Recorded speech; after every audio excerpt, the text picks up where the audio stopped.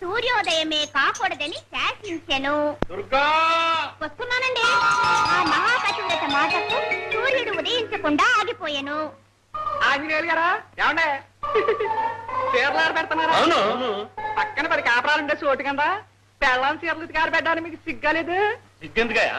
నేను ఉతికేది నీ పెళ్ళం చీరలు కాదుగా, నా పెళ్ళం చీరలు. చీర దాని సొంతం అయితే అది నాకు సొంతం. నన్ను అడిగితే కట్టుకున్న దాన్ని కట్టుబట్టలు ఉతికిన మూడే కాదు.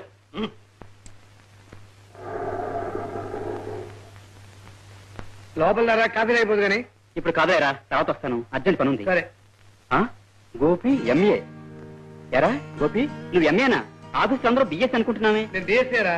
మరి నేమ్ బోర్డు లో ఎంఏ అని రాయించేమిటి? ఎంఏ నా ఇనిషియల్ రా. ఎంఏ అంటే మల్లంపల్లి అరవింద గోపి. ఎప్పుడు నా పేరు వెనకాల నా ఇనిషియల్ వేసుకోవడం నాకు అలవాటు. అదంతా సపరేట్ టైప్. ఇంతకీ నువ్వు ఫోన్ చేసేది ఇలాగేనా? వాళ్ళు చూస్తున్నారు. వాడు చూస్తాను, వాడికి ఏం పని లేదు. ఏమన్నా బాబు గారు, ఎంతసేపు అయింది వచ్చి? మేము వచ్చి చాలా సేపు అయింది కానీ నువ్వు వెళ్ళి వెంటనే డ్రెస్ మార్చుకుంటా. ఎందుకు? మనం అడ్రస్కి వెళ్ళాలి. నీకు ఇంకో పిల్లని చూస్తున్నాం. ఇది 64 పెళ్లి చూపులు. నా 8 కండిషన్లకి సరిపోయే పిల్లే కదా. ముందు చూడాలి కదా. ఇప్పుడే చెబుతున్నాను, తీరా వచ్చాక ఏ ఒక్క కండిషన్ సరిపోకపోయినా ఆ పిల్లని చేసుకోను కదా. చేసుకోవడం తర్వాత ముందు మనం చూడాలి కదా. నువ్వు వెళ్ళి డ్రెస్ మార్చుకుంటారా? సరే.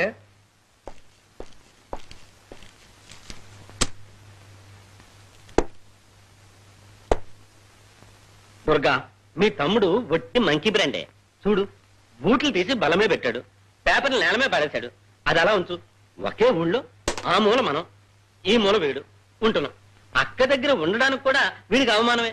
వట్టి అమ్మాయి కళాభారతి అమ్మాయి శుభం అని వాతాపి గణపతింపజే పాడు. హంసధ్వని రాగం ఆది తాళం. పాట వద్దులేండి, ఓ డాన్స్ చేయమనండి. అమ్మాయిని డాన్స్ చేయమని చెప్పకుండా అలా చూస్తారే? ఏమిటగా మాట్లాడు? అన్నీ చెప్పాను రా.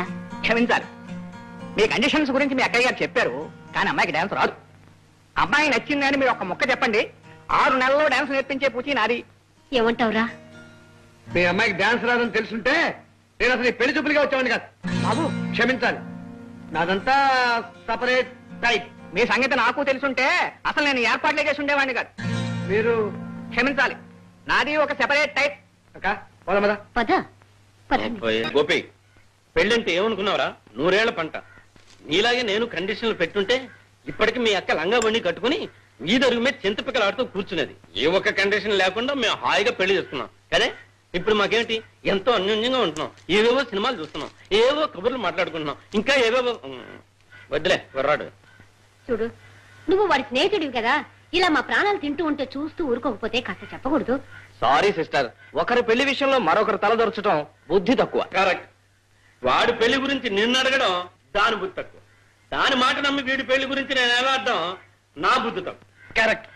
నా 8 కండిషన్లకి సరిపోయే పిల్లని మీరు చూడాలనుకోవటం మీ బుద్ధి తక్కువ. అసలు ఈ మ్యాటర్ని నాయుడు గారికి అప్పచెప్పకపోవటం నా బుద్ధి తక్కువ.